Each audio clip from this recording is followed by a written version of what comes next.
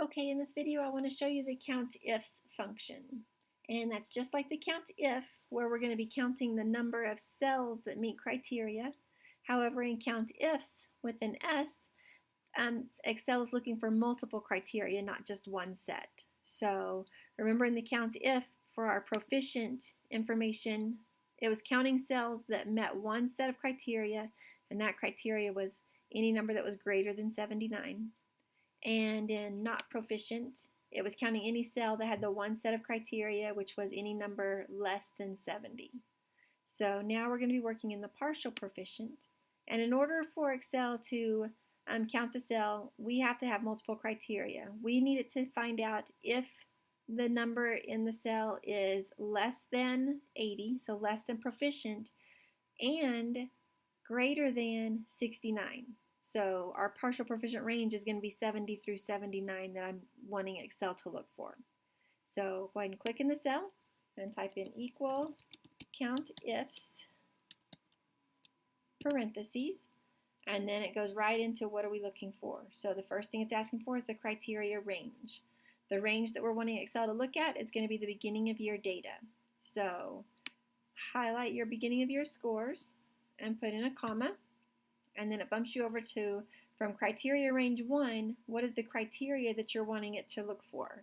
So the first set of criteria I want it to look for is going to be any number less than 80. So you're going to put in quotation marks because that tells Excel, hey, I want you to look exactly for this information. So quotation marks, less than 80, quotation marks. And I'm going to put a comma. And then you can see that it bumps me over to criteria range 2. So for the second set of criteria, what's the range? What do I want it to look for? Well, I want it to look for the exact same boxes or cells. And within the same cells now, my second set of criteria is I want it to look for any number that is less than or greater than 69. And I had to do quotation marks again to tell Excel exactly what to look for. I'm going to close that out with parentheses and hit return. And in the beginning of the year, I had 0 students that were partial proficient, which makes sense because I have 20 students, and when I calculated my not proficient cells, 20 is right there.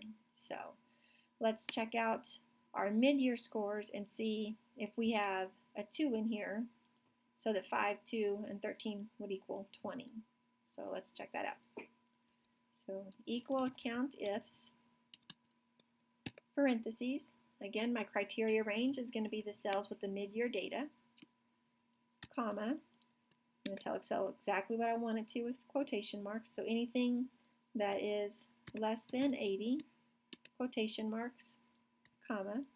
My criteria range 2 is going to be my mid-year data again, comma. Criteria 2. So now what do I want? I have my first set is anything less than 80. Now I want anything greater than 69, quotation marks and parentheses, and return. And there you have 2 cells meet that criteria. It's counted 2 of them. So got 20 students total. 5 and 2 is 7, plus 13 is 20. So I know that that's counting correctly. Let's come over here and look at our end of year data. So equal COUNTIFS parentheses. My criteria range is going to be my end of year data, comma, quotation marks, anything less than 80. My criteria range 2 is going to be my end of year data again, comma, parentheses, or quotation marks, anything greater than 69. Quotation marks and parentheses. I'm going to hit return, and 3. 13 and 3 is 16, and 4 is 20. So again, I've got 20 students, and I know that it's counting my cells correctly.